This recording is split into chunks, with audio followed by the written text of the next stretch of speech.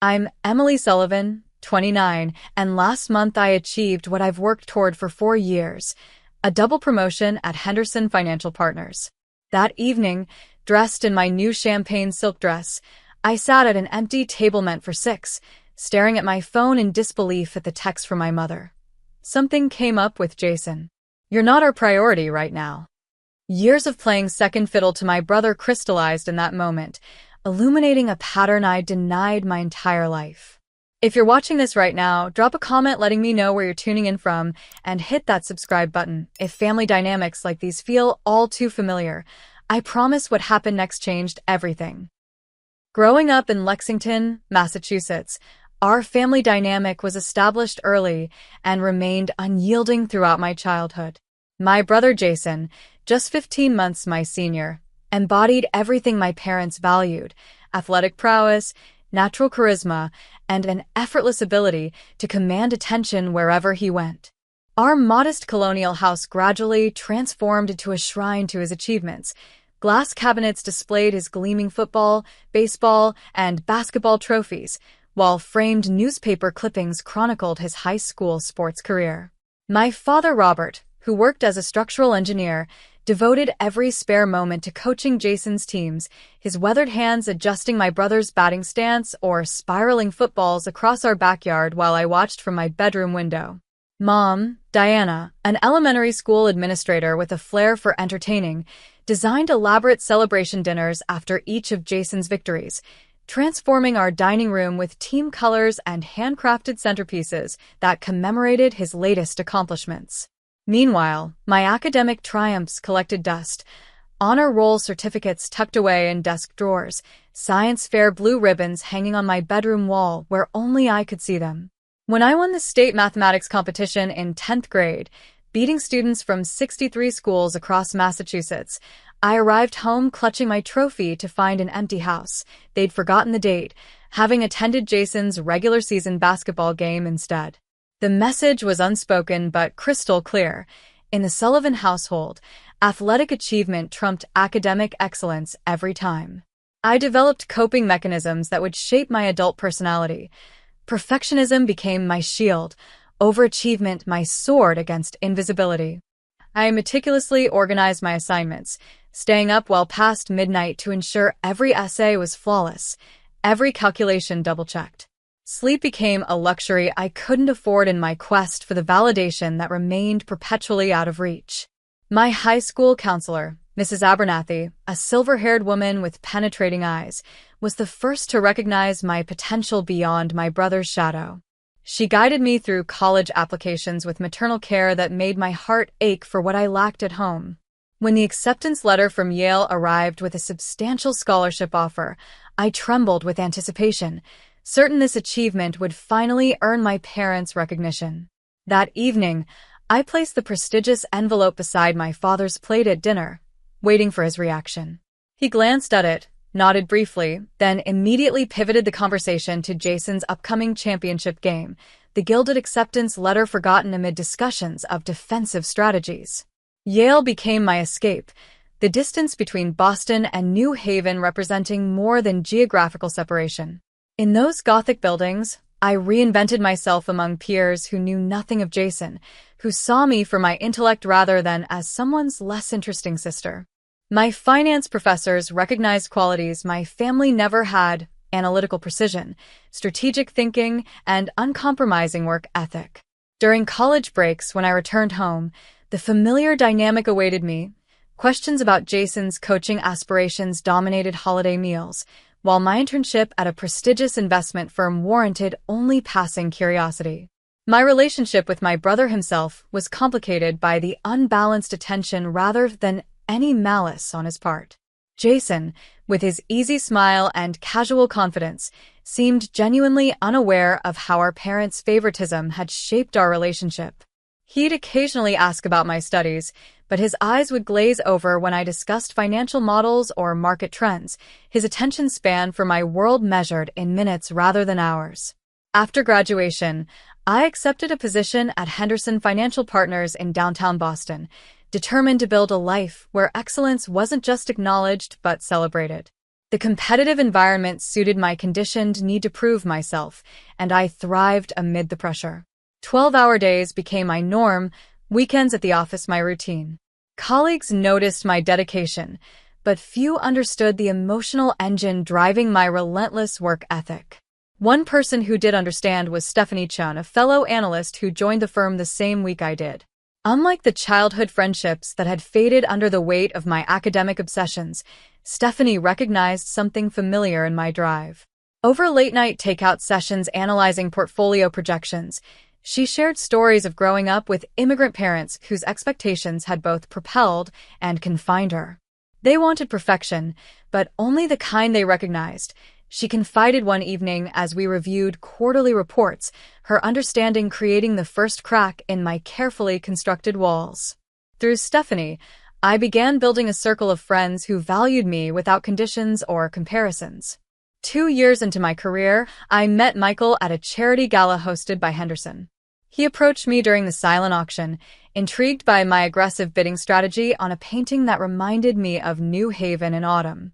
Unlike previous romantic interests who'd eventually grown frustrated with my work commitments, Michael, an architectural designer, respected my ambition and encouraged boundaries I'd never considered before.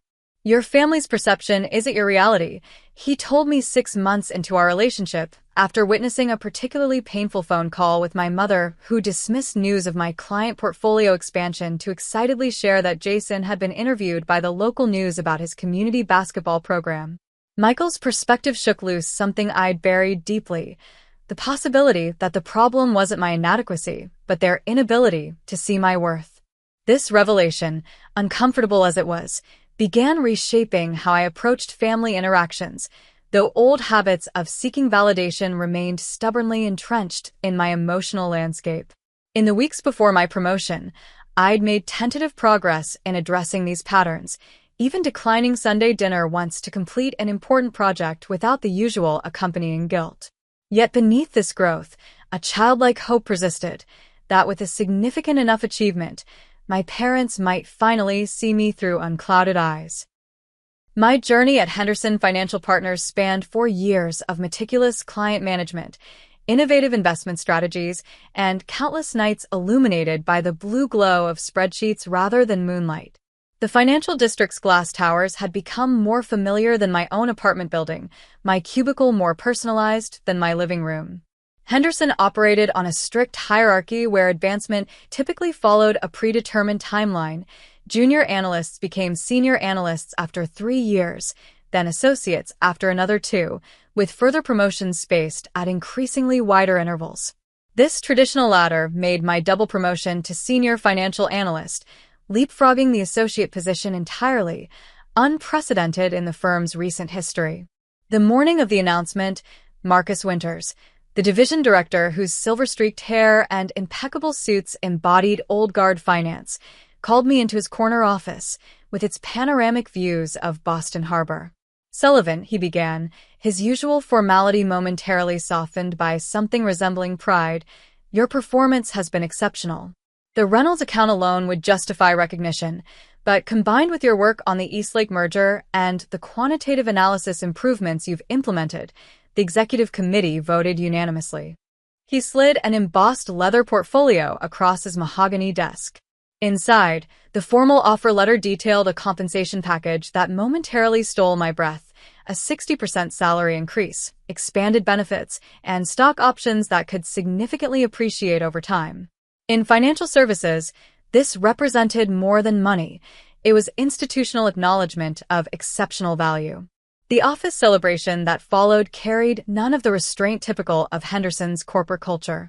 Colleagues from across departments stopped by my desk throughout the day, offering genuine congratulations without the undercurrent of competition that often characterized such advancements. Stephanie abandoned professional decorum entirely, pulling me into a fierce hug that sent my carefully arranged sticky notes fluttering to the carpet.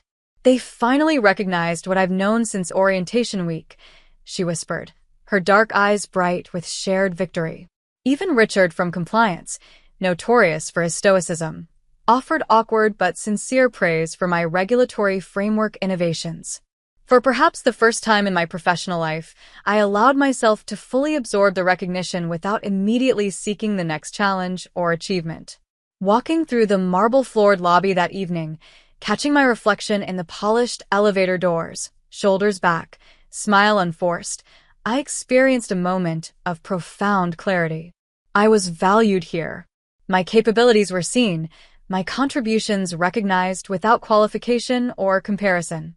This realization sparked a dangerous hope regarding my family.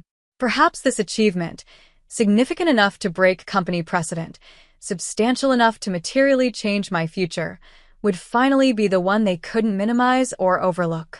That night in my Beacon Hill apartment, I crafted a carefully worded text to my parents explaining the promotion in terms I hoped would translate its significance across the chasm of our different value systems. I included the percentage increase in my salary, knowing my father's engineer's mind responded to quantifiable metrics, and mentioned the rarity of such advancements, appealing to my mother's appreciation for distinction. Their response came the following morning, a brief "congratulations, that sounds nice" from my mother, followed by an immediate pivot to whether I'd be attending Jason's community basketball fundraiser the following weekend. The familiar disappointment rose, but was quickly tempered by determination. A text couldn't convey the magnitude of this professional milestone. An in-person celebration would make the difference. I reserved a private dining room at Aquitaine, a South End bistro whose warm lighting and intimate atmosphere had impressed my mother during a rare shopping excursion we'd shared the previous year. The reservation was made 3 weeks in advance to accommodate everyone's schedules, my parents, Jason, Michael, and even Stephanie, whose presence I hoped would help translate my professional accomplishment for my family. The restaurant's events coordinator, Isabel, helped customize a prix-fixe menu featuring my father's preferred aged steak and my mother's favorite creme brulee. I even arranged for a boutique bakery to create a custom cake decorated with subtle financial motifs, nothing garish, just elegant enough to mark the occasion, with suitable gravity. With the logistical details arranged, I turned to personal preparation with equal precision. An afternoon at Newberry Street's exclusive boutiques yielded the perfect outfit, a champagne silk dress whose understated elegance reflected how I wanted to present this new professional chapter. The price tag made me wince momentarily before I reminded myself that the promotion justified the expense. I confirmed the dinner date with everyone individually, emphasizing its importance while trying to avoid the pleading tone that typically characterized my familial interactions. My mother sounded distracted during our call, the background noise suggesting she was simultaneously organizing something for Jason's youth program, but she confirmed their attendance with what I interpreted as genuine intention. Michael sensed my nervous anticipation, surprising me with delivery of my favorite organizational journals the night before the dinner. For recording all the brilliant ideas you'll bring to your new role, his note read, his understanding of my love language of productivity tools touching me deeply. As the celebration approached, I allowed myself expanding moments of optimism. This achievement felt different from previous milestones, more substantial, more externally validated by an institution my parents respected. Each time doubt crept in, I recalled Marcus's words about my exceptional performance and straightened my spine. Perhaps this time would be different. Perhaps this accomplishment would finally be enough. The morning of my celebration dawned with unusually perfect weather for Boston in late April, sunshine warming the cobblestone streets without the accompanying humidity that typically blanketed the city later in spring. I interpreted this meteorological cooperation as a favorable omen, allowing superstition to temporarily override my analytical nature. My preparations began with an early appointment at Salon Capelli, where Antonia, an Italian-American stylist whose artistic touch I'd trusted for 3 years, created an elegant updo that balanced sophistication with approachability. "For your special day, something memorable but not severe," she explained, her experienced fingers working through sections of my chestnut hair with practiced precision. The makeup artist, Paolo, approached my features with similar philosophy, enhancing rather than transforming, his technique accentuating my hazel eyes while maintaining a natural appearance appropriate for both professional recognition and family dinner. Returning to my apartment with 4 hours until the reservation, I laid out my ensemble with methodical care, The champagne silk dress, delicate gold jewelry inherited from my maternal grandmother, perhaps the only family heirloom that had come to me rather than Jason, and Italian leather pumps purchased during a rare vacation the previous summer. Each element had been selected to project confidence without ostentation, success without showboating. Michael arrived at 6, his tall frame filling my doorway, dark blue suit impeccably tailored to his broad shoulders. The bouquet of white lilies and blue hydrangeas in his hands represented more than routine romantic gesture. He'd remembered my offhand comment months earlier about these flowers symbolizing prosperity and gratitude in the Victorian language of flora. "For the financial wizard who's going to run the whole firm someday," he said, pressing a kiss to my temple, careful not to disturb my styled hair. His genuine pride, unmarred by insecurity or competition, still felt foreign after years of conditional family approval. The drive to South End passed in animated conversation, Michael sharing amusing details from his latest architectural project while I confessed my hopes for the evening with uncharacteristic vulnerability. They might not fully understand the significance in industry terms, I explained as we navigated through Back Bay traffic, but the promotion's tangible aspects, the office, the compensation, the title, those should translate across the professional divide. Michael squeezed my hand at a stoplight, his expression supportive but tinged with the protective concern he always displayed regarding my family. "Just remember, their reaction doesn't define the achievement," he reminded gently. We arrived 30 minutes before the reservation, time I'd deliberately built into the schedule to ensure everything was perfect before my family arrived. Isabel greeted us with professional warmth, escorting us to the private dining room where soft lighting from Art Deco sconces illuminated cream-colored walls and polished wood surfaces. The table, set for 6 with fine china and crystal glassware, featured a tasteful centerpiece of blue and white flowers mirroring my bouquet. A bottle of champagne chilled in a silver bucket, awaiting the toast I'd carefully planned. As 7 o'clock approached, I sent a group text confirming the room was ready, including the restaurant's valet parking information to smooth my father's notorious aversion to downtown parking.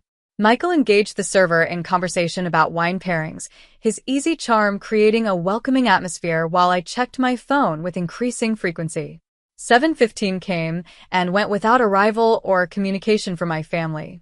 By 7:30, the appetizers I'd selected, a seasonal asparagus tart and New England seafood sampler, waited untouched on the table while the server refilled our water glasses with diplomatic regularity.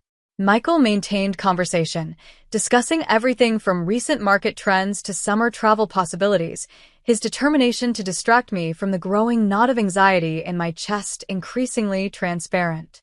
At 7:45, I excused myself to make separate calls to my parents and Jason, each going directly to voicemail. The knot tightened, familiar disappointment threatening to constrict my airways.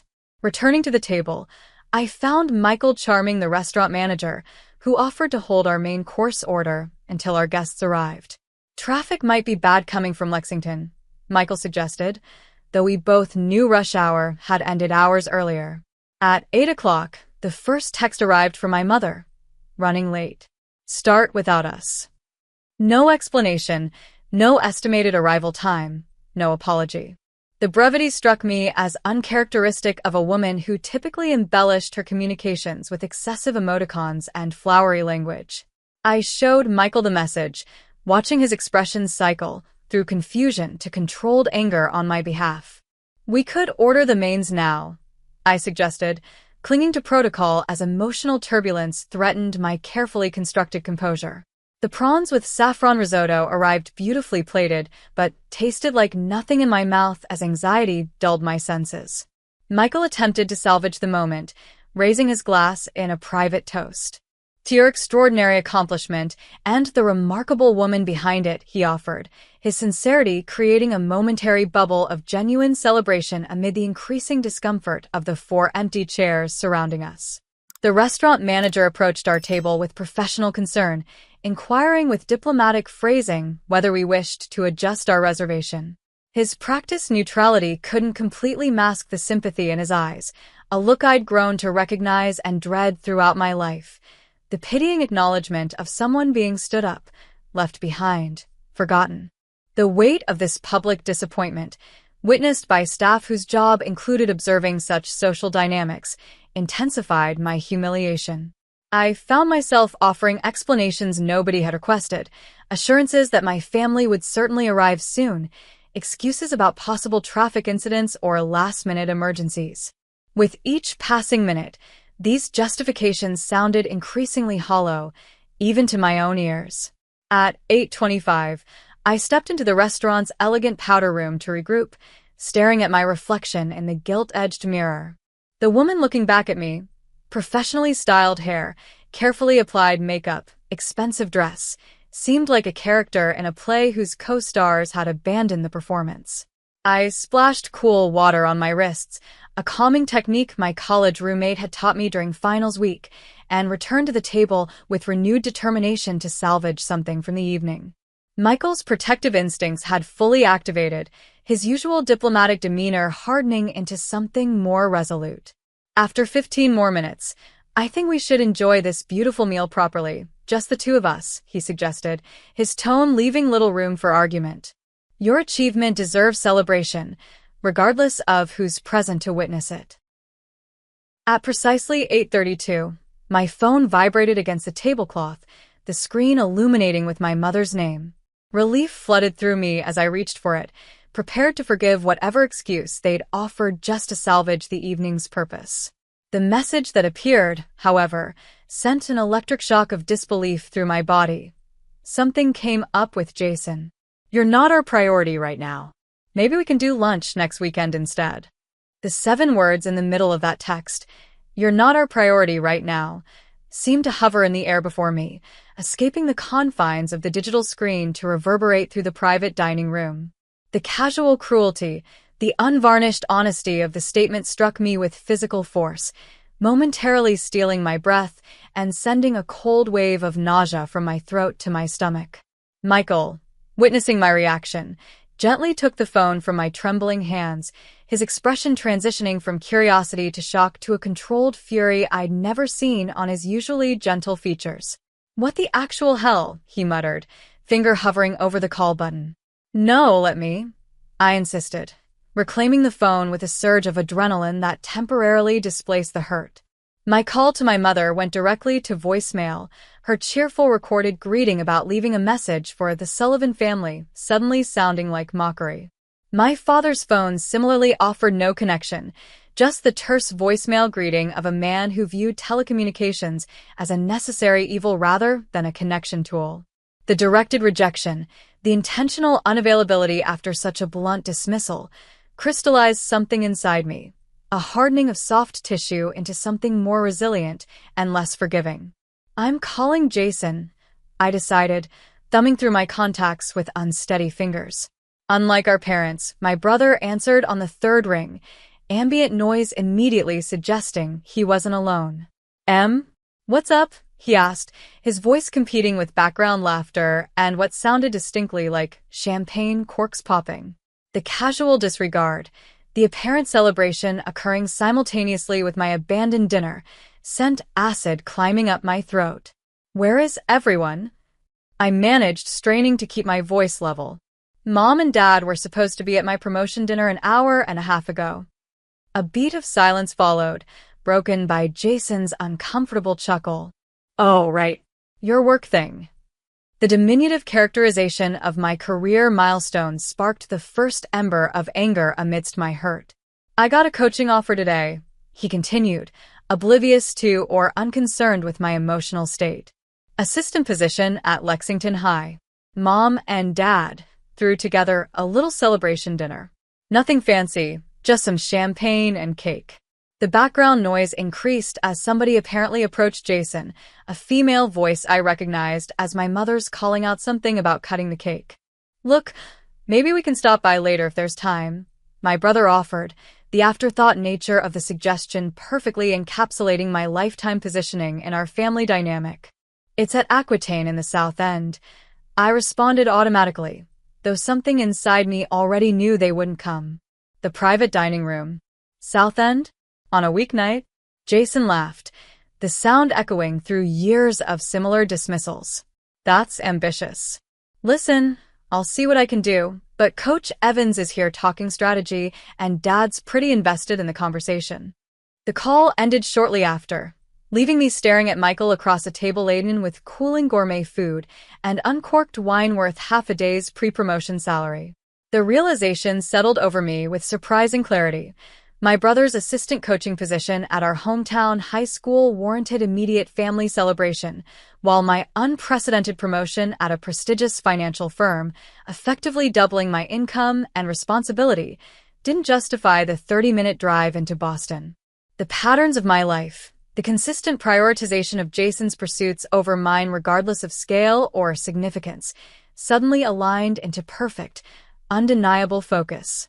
Memories cascaded through my consciousness, my high school graduation occurring the same weekend as Jason's regional baseball tournament, resulting in my parents attending the ceremony but leaving immediately after my name was called, missing my valedictorian speech to catch the fourth inning. My college acceptance celebration postponed 3 times before being forgotten entirely because Jason's training schedule took precedence.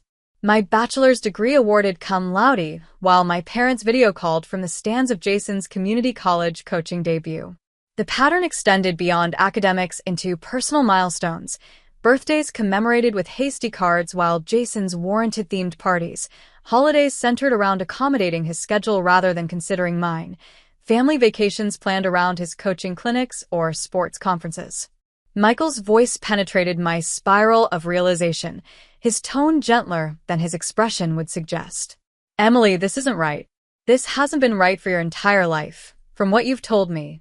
His hand covered mine across the table, warm and steady against my cold fingers. I know they're your family, but this is beyond favoritism. This is neglect. The word landed like a diagnosis, naming the condition I'd normalized throughout my life. Neglect. Not just tonight, not just occasional oversight, but a systemic pattern of emotional abandonment justified through devotion to my brother.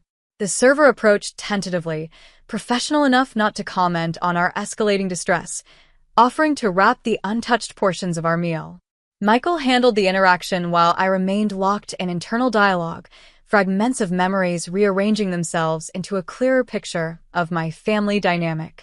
The champagne I'd selected to celebrate my achievement now served a different purpose, burning slightly as I took a deep swallow directly from the bottle in a gesture entirely uncharacteristic of my usual restraint. We should enjoy this meal, Michael suggested, his attempt at salvaging the evening touching in its futility. This is still your night. But the celebration had transformed into something else entirely, a wake for the fantasy family I'd never actually had, a funeral for the illusion that significant enough achievement might finally earn their regard. I excused myself to the restroom, needing private space to process the emotional tsunami threatening to drown my carefully constructed professional demeanor. The Aquitaine ladies' room, with its vintage French fixtures and soft lighting designed to flatter even tear-streaked complexions, became an unlikely sanctuary. Gripping the marble countertop, I stared into the mirror, confronting the painful discrepancy between the accomplished professional who'd earned unprecedented recognition and the perpetually overlooked daughter still seeking parental approval. Fragments of childhood memories surfaced with new clarity, sitting alone at elementary school award ceremonies while other children's parents took photographs and offered congratulatory hugs, practicing violin for 3 hours daily only to have recitals attended half-heartedly if at all, creating elaborate science fair projects that my father, an engineer, showed less interest in than Jason's mediocre batting average. The pattern continued through adolescence and into adulthood, each achievement met with cursory acknowledgement before conversation pivoted to my brother's pursuits. My phone vibrated against the countertop where I'd placed it, displaying Marcus's name. Taking a steadying breath, I answered, attempting to sound composed. Emily, just checking that everything went well with the Henderson Trust transfer before tomorrow's meeting, he began, unaware of the personal drama unfolding alongside professional responsibilities. His call, focused entirely on my competence and contribution, created stark contrast to my family's dismissal. After addressing his question with surprising coherence given my emotional state, Marcus added, "The executive team is genuinely impressed with your handling of the Westlake acquisition strategy." You've got a remarkable future ahead. The simple professional recognition, delivered without qualification or comparison, triggered the tears I'd been suppressing. After ending the call, I sank onto the velvet-upholstered bench in the corner of the restroom, allowing silent sobs to rack my body. The physical release provided momentary relief until another call illuminated my phone screen, Stephanie's name appearing with perfect timing, as though some cosmic force had deployed her characteristic bluntness when I needed it most. "How's the big celebration? Are your parents finally grasping that they produced a financial prodigy?" she asked without preamble, her voice carrying the background noise of her apartment where she was presumably working late, as usual. The simple question demolished my temporary composure. Through halting sentences interrupted by suppressed sobs, I related the evening's events, the no-show, the devastating text, the revelation of my brother's competing celebration. Stephanie's initial silence spoke volumes, followed by a string of colorful expletives that somehow provided more comfort than conventional sympathy would have. "This is textbook emotional neglect, Emily," she stated, the directness I valued in our professional relationship extending to personal counsel. "Normal parents don't tell their child they're not a priority, especially not on a milestone night. Normal parents don't consistently elevate one child while diminishing another." Her assessment, delivered with characteristic precision, solidified something tentative that had been forming within me, recognition that the problem wasn't my inadequacy, but their incapacity. The realization provided strange, unexpected liberation. "You've spent years trying to earn recognition from people fundamentally incapable of providing it," Stephanie continued, her voice softening slightly. "It's like trying to withdraw money from an empty account. The failure isn't with your transaction, it's with their balance." The financial metaphor, perfectly tailored to my analytical mind, crystallized years of emotional struggle into a concept I could process. Applying cool water to my reddened eyes and blotchy complexion, I straightened my posture and returned to Michael, who waited with patient concern, having settled the bill in my absence. His relief at my calmer demeanor quickly transformed to attentive focus as I articulated thoughts forming in real time. "I've been operating under a fundamental misconception my entire life," I began, the clarity surprising even me. "I believed if I achieved enough, accomplished enough, succeeded enough, they would eventually recognize my worth. But their inability to value me isn't contingent on my achievements, it's contingent on their limitations. No promotion, no accomplishment, no success will ever be sufficient because the deficiency isn't in my efforts, but in their capacity." Michael reached across the table, entwining his fingers with mine. "I've watched you exhaust yourself trying to earn affection that should have been freely given," he said quietly. "You've been running a race with no finish line." The validation of my emerging perspective, coming from someone who'd witnessed my struggle firsthand, strengthened my resolve. "I need to stop performing for applause they're incapable of providing," I continued, the words creating their own momentum. "I need to stop making myself available for disappointment, stop volunteering for rejection, stop showing up for people who consistently demonstrate I'm an afterthought." As we gathered our belongings and prepared to leave the private dining room that had hosted an unintended revelation rather than a celebration, inspiration struck with unexpected force. "I need to write them a note," I declared, the impulse crystallizing into certainty. Michael's quizzical expression prompted elaboration. "Not just about tonight, about everything. About 29 years of emotional labor, of making myself smaller to accommodate their preferences, of managing their financial affairs because Jason can't be bothered to learn about investment strategies or retirement planning." The idea gained structure as we walked through the restaurant's main dining area, past tables of people engaged in ordinary evenings unmarked by familial rejection. They've relied on me for everything requiring actual adult responsibility, tax preparation, insurance navigation, estate planning, while simultaneously treating me as secondary. I've been handling their financial future while they skip my achievements to celebrate Jason's assistant coaching position. By the time we reached Michael's car, parked by the attentive valet who couldn't know the evening's actual outcome, the nebulous concept had solidified into concrete intention. "I'm stepping back completely," I decided, the certainty providing unexpected peace. No more financial advising, no more tax assistance, no more being the responsible daughter who handles everything while receiving nothing in return. Let Jason figure out their retirement strategy while they attend his high school basketball games. We returned to my apartment where the contrast between entering and leaving earlier that evening couldn't have been more stark. The hopeful woman in silk who departed with visions of familial recognition replaced by someone fundamentally altered by explicit rejection. Michael prepared tea while I opened my laptop, fingers hovering above the keyboard as I contemplated how to distill decades of emotional neglect into coherent paragraphs. The first draft emerged as raw emotion, a virtual shouting of accumulated hurt that would accomplish nothing beyond momentary catharsis. The second attempt swung toward clinical detachment, reading more like a business communication than a personal boundary declaration. Neither captured the complex truth I needed to convey.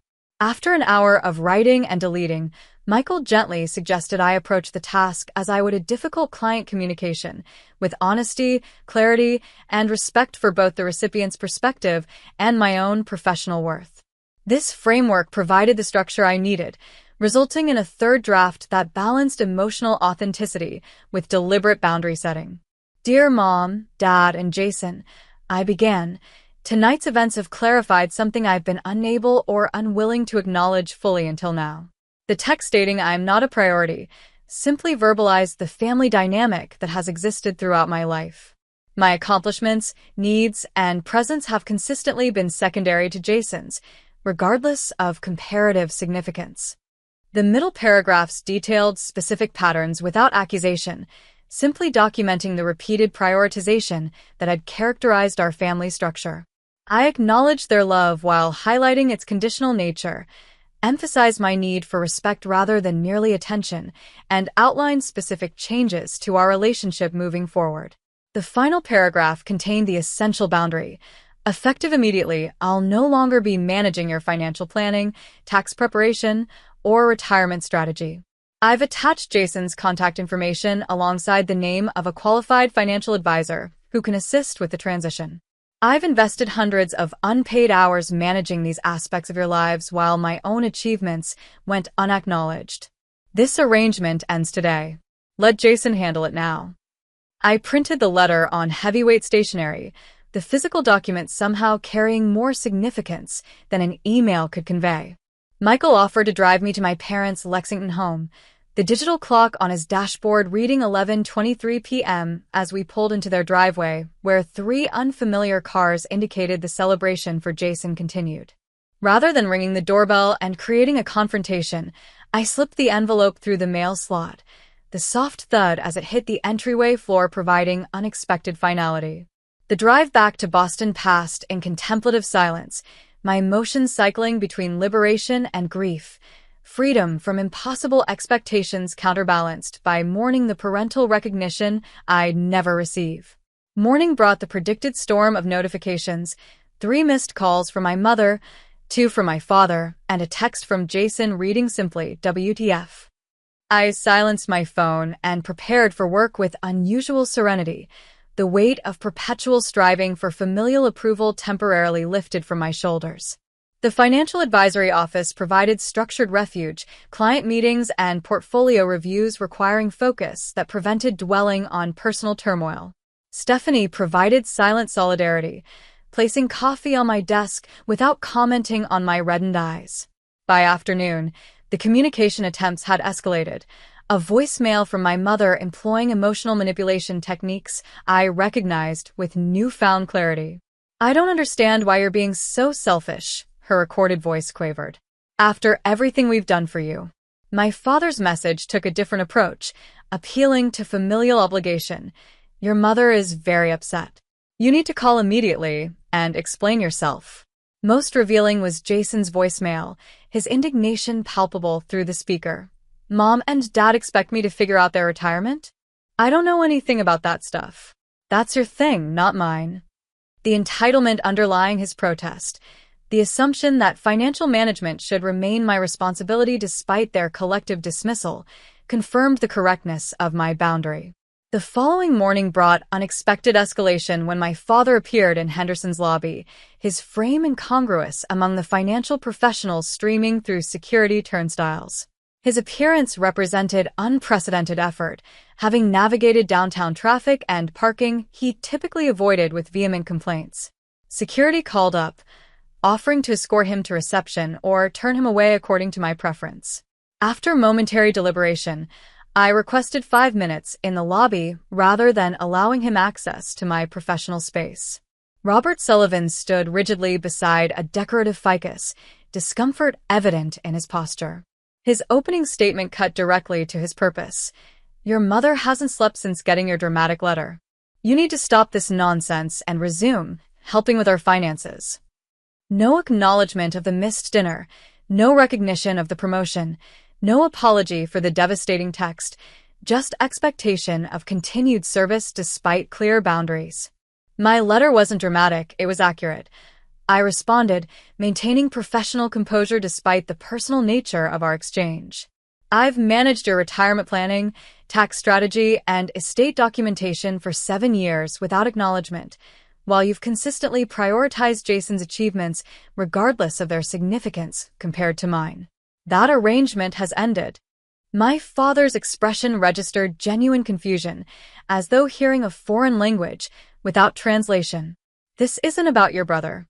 This is about responsibilities to family." The conversation continued in this vein, my father unable or unwilling to acknowledge the connection between their treatment and my withdrawal of financial services. Marcus passed through the lobby during this exchange, his questioning glance met with my subtle headshake indicating I had the situation under control. His silent support, contrasting sharply with my father's dismissive attitude toward my career, provided real-time validation of my decision. When security discreetly indicated my 5 minutes had elapsed, I concluded the conversation with surprising steadiness. "I have clients waiting. I've recommended an excellent financial advisor in the letter. I suggest you contact them promptly to ensure your retirement strategy remains on track." Watching my father's retreating form through the revolving doors, I experienced the contradictory emotions of grief and liberation that would characterize the coming weeks. My mother's communication strategy shifted from indignation to martyrdom, text messages emphasizing her emotional distress without addressing the substantive issues my letter had raised. Jason's approach evolved from anger to grudging recognition, culminating in a phone call 2 weeks after the incident, as my parents had taken to calling it. "So, turns out retirement planning is complicated," he admitted, awkwardness evident in his tone. "Dad tried meeting with that advisor you recommended, but he doesn't trust them since they're not family." The implicit request hung unaddressed between us. "That must be challenging," I replied, neither offering assistance nor expressing satisfaction at their predicament. "Having your trust and welfare deprioritized is difficult." The pointed parallel wasn't lost on Jason, whose lengthy pause suggested uncomfortable recognition.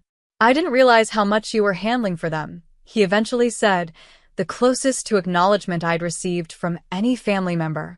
"They really depended on you." The past tense registered significantly, depended, not depend.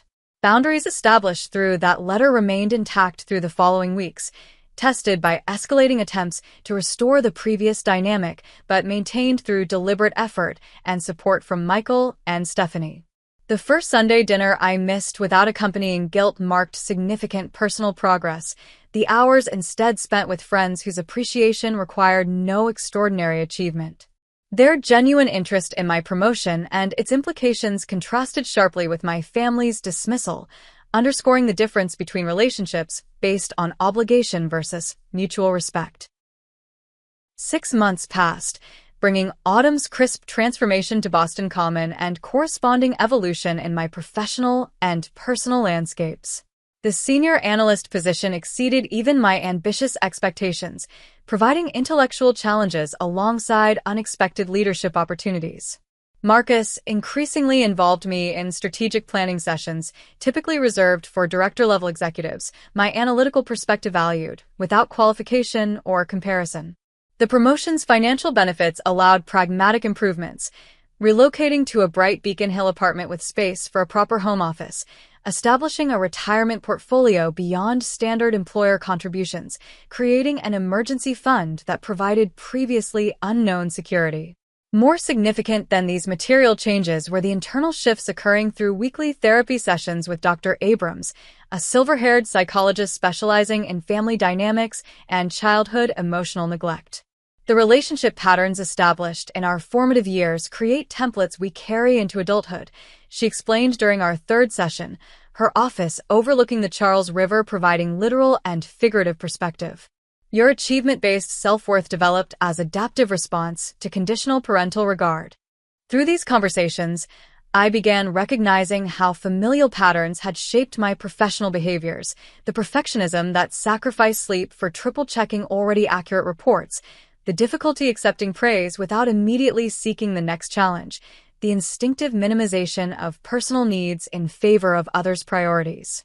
Healing emerged not as dramatic revelation but incremental recalibration, learning to recognize intrinsic worth separate from external validation, practicing self-compassion when perfection proved impossible, allowing vulnerability with trusted friends without assuming subsequent abandonment. My relationship with Michael deepened through this period of personal archaeology, his patient support neither enabling unhealthy patterns nor demanding immediate transformation. Growth happens at its own pace, he observed one evening as we walked along the harbor, fall winds carrying hints of approaching winter. You're unlearning lessons that took decades to establish. Stephanie's contribution to my healing took different form, her practical perspective cutting through emotional fog with characteristic directness. When self-doubt emerged during particularly challenging client situations, her blunt assessments grounded my thinking. Would Henderson have promoted you if you weren't exceptional at this? Would Marcus involve you in executive strategy if your input wasn't valuable? These external validations gradually became less necessary as internal confidence solidified, professional identity strengthening independent of familial recognition.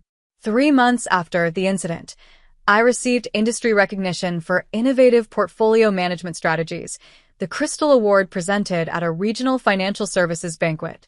Michael and Stephanie attended alongside senior Henderson partners, their genuine celebration contrasting painfully with memories of the promotion dinner. My parents' sporadic communication during this period reflected mixed motivations, occasional texts expressing general interest without addressing underlying issues, birthday card containing gift certificate to a restaurant chain I never frequented. Their attempts at reconnection consistently occurred on their terms, maintaining comfortable distance from accountability while expecting resumption of normal relations. Jason's approach evolved differently, our strained relationship gradually transforming through awkward but increasingly honest conversations. His initial resentment at inheriting familial financial responsibilities gave way to grudging respect for my boundaries. I never realized how much energy Mom and Dad directed toward my stuff, he acknowledged during an unexpectedly candid phone call. Seeing it from your side now, it wasn't balanced or fair. This imperfect acknowledgement, miles from comprehensive understanding but inches from complete denial, represented significant movement in our sibling dynamic. The first holiday season following my boundary establishment brought predictable emotional turbulence. After declining my parents' Thanksgiving invitation with uncharacteristic firmness, I accepted Michael's invitation to join his family in New Hampshire. The contrast between the Sullivan holiday atmosphere and the Brennan household proved simultaneously healing and painful, his parents' genuine interest in each family member's experiences highlighting what mine had consistently lacked. His mother, Catherine, a retired literature professor with penetrating intelligence behind wire-rimmed glasses, engaged me in substantive conversation about financial markets and career development. His father, Thomas, a carpenter whose weathered hands created functional art from raw lumber, asked thoughtful questions about my role at Henderson without glazing over at technical details. The inclusive dynamic, where each person's contribution received equal consideration regardless of content, demonstrated family interaction based on mutual respect rather than hierarchical preference. By December, my mother's communication strategy shifted toward tentative reconciliation, her texts acknowledging missing my financial expertise, while avoiding explicit recognition of the patterns that prompted my withdrawal. My father, less adept at emotional navigation, relied on practical requests, questions about tax documentation or retirement account statements, as indirect relationship maintenance. Their attempts at connection, however imperfect, indicated emerging awareness that restoring relationship required adjustment rather than mere passage of time. Jason's evolution proved most surprising, his perspective shifting through first-hand experience of the parental expectations I'd managed silently for years. "They asked me 3 times yesterday when I'm getting married and giving them grandchildren," he reported during an unprecedented lunch meeting at a neutral downtown restaurant. "Is that what you've been dealing with all along?" The incremental recognition of his privileged position within our family structure, while incomplete, represented genuine growth from previous obliviousness. My personal healing accelerated through deliberate community building, strengthening connections with colleagues whose respect derived from professional contribution rather than familial obligation, developing friendships based on mutual interest rather than convenience or circumstance, creating chosen family to supplement biological relationships. When Henderson assigned me leadership of the Northwestern Mutual Acquisition Team, the accomplishment warranted celebration with this intentionally cultivated circle. The intimate gathering at a harborside restaurant featured no empty chairs or devastating texts, just genuine recognition from people who valued my presence, as well as my achievements. My mother's birthday in February presented opportunity for cautious reconnection on my terms. Rather than managing her celebration as I'd done previous years, scheduling restaurant reservations, coordinating gift purchases from extended family, creating custom photo albums, I sent thoughtful but bounded recognition, flowers with personalized card, scheduled phone call of predetermined duration. Her surprised appreciation at these modest gestures, so different from her typical expectations, suggested dawning recognition of our relationship's new parameters. Conversations with Dr. Abrams helped navigate these evolving family dynamics without sacrificing hard-won boundaries or authentic self-expression. Healthy relationships involve mutual adjustment, she observed during a particularly productive session. Their limited capacity doesn't diminish your inherent worth. This perspective, that their treatment reflected their limitations rather than my value, provided foundation for genuine acceptance rather than continued striving for impossible validation. By spring, professional achievements accumulated alongside personal growth, client portfolio expansion, leadership in mentoring junior analysts, recognition in financial industry publications. These external validations, while gratifying, no longer carried the desperate significance of parental surrogates. Success derived satisfaction from intrinsic accomplishment rather than filling familial validation voids, professional identities standing independent of childhood roles. The most profound transformation occurred internally, invisible to casual observation but fundamental to daily experience. Where perpetual striving once created constant anxiety, acceptance of inherent worth independent of achievement brought unfamiliar peace. Where parental approval once represented unattainable holy grail, self-validation provided sustainable alternative. Where family dynamics once dictated self-perception, deliberate self-definition created authentic identity independent of childhood roles. Stepping onto the stage at the Northeast Financial Services Association Conference to accept Innovation in Client Services Award, I scanned the audience, filled with industry colleagues, Michael's supportive presence, and Stephanie's characteristic enthusiastic gesturing. The absence of Sullivan family members, once devastating confirmation of secondary status, now registered as simple fact without emotional charge. Their inability to witness or value my professional journey reflected their limitations rather than diminishing my accomplishment. This realization that their treatment had always indicated their capacity rather than my worth represented liberation from lifetime seeking validation from those fundamentally unable to provide it. True priority comes not from parents who can only see one child clearly, but from choosing who deserves permanent place in your life and heart. Have you ever had to make the difficult decision to prioritize your own well-being over harmful family expectations? Share your experience in the comments below. And if this story resonated with you, please like, subscribe, and share with someone who might need to hear they're worthy of being a priority. Thank you for witnessing my journey. May you always know your inherent value isn't determined by others' capacity to recognize it.